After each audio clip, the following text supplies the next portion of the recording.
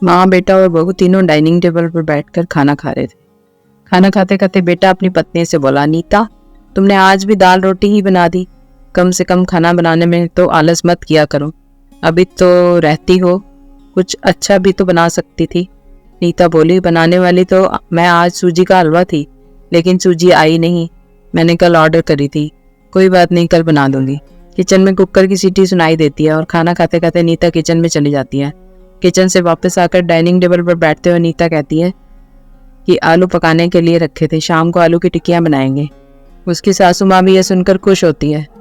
नितिन बीच में बोल पड़ता है, ये अच्छा है, दोनों बहुत मजे करते हो, अपने पसंद की चीजें तो जो बनाकर खाते हो। तभी डोरबेल बजती है। सुनीता फिर से खाने की टेबल से उठकर दरवाजा खोलने चली जाती है। दरवाजे पर डिलीवरी बॉय सूजी लेकर आया होता है। पार्सल लेकर अनीता फिर से डाइनिंग टेबल पर खाना खाने बैठती है।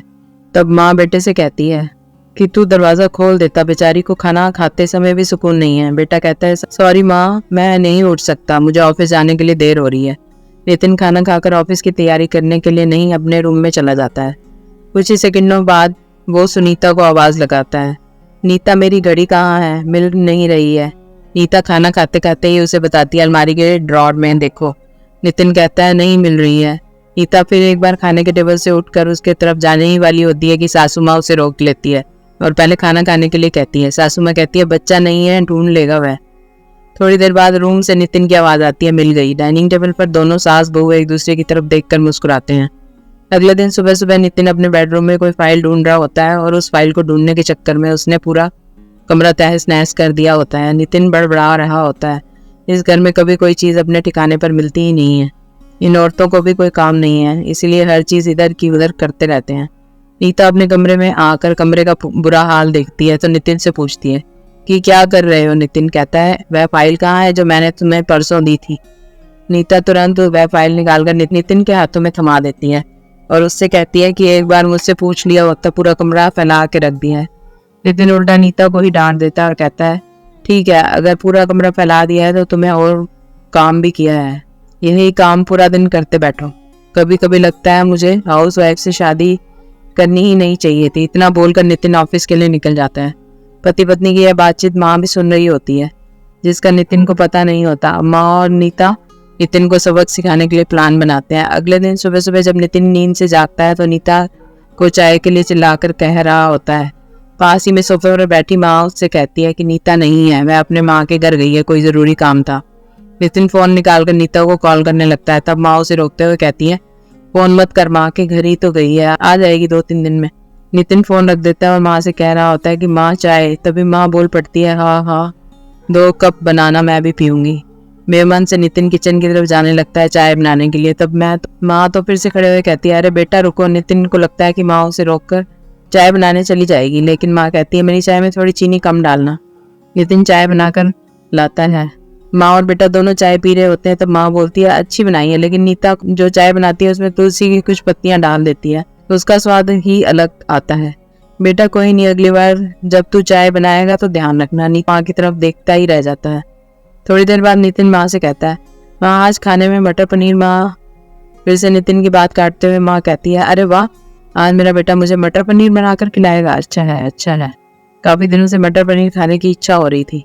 नितिन कहता है, अरे माँ, मैं तुम्हें मटर पनीर बनाने के लिए कह रहा था। माँ कहती है, नहीं बेटा, मेरे घुटने में बहुत दर्द रहता है, मैं इतने घंटों तक किचन में नहीं खड़ी रह सकती।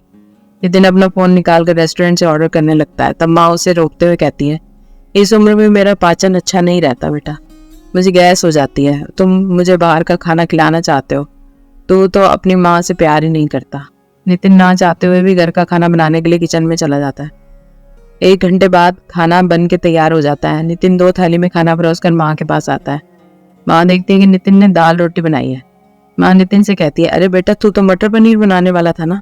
नितिन कहता है, माँ यह आसान था बनाने के लिए। माँ कहती है, नीता होती तो मुझे आज मटर पनीर बनाकर ही खिलाती। चलो कोई बात नहीं, मैं कहाँ हर दिन मटर पनीर खाती हूँ, आज भी दाल रोटी खा लूंगी। आप बैठ साथ में मिलकर खाते हैं। दोनों बैठकर खाना खाने लगते हैं। नितिन ने पहला निवाला मुंह में रखा ही होता है कि माँ उसे कहती है, अरे बेटा, दाल में नमक थोड़ा कम है, जाकर जरा नमक लेकर आ। नितिन खाते खाते उठता है और किचन से जाकर नमक लेकर माँ को देता है, फिर अपना खाना खाने बैठता है। बीच में ही माँ खांसने लगती है और नितिन से कहती है, अरे बेटा, खाना गले में अटक गया, थोड़ा पानी लेकर आ। नितिन फिर से खाना खाते खाते उठता है और पानी लाकर माँ को देता है। इन सब से नितिन के मुंह पर परेशानी साफ देखी जा सकती है। नितिन को अब महसूस हो रहा होता है कि जैसा बर्ताव वह नीता के साथ करता है उसे कितना बुरा लगता होगा। हालांकि नीता के मुंह पर कभी उसने शिकन नहीं देखी थी। हाँ, यही नहीं रुकती। खाना खा के हो जाने पर माँ नितिन को थालियां धोने के लिए कहती है। फिर माँ अपने बेड पर आराम करने लगती है। तब नितिन को चादर ओढ़ आने के लिए कहती है। तो उसके बाद जब नितिन रूम से जा रहा था तब उसे रोककर एसी कम करने के लिए कहती है। इन सब कामों से परेशान हो जाता है लेकिन कुछ बोल नहीं पाता।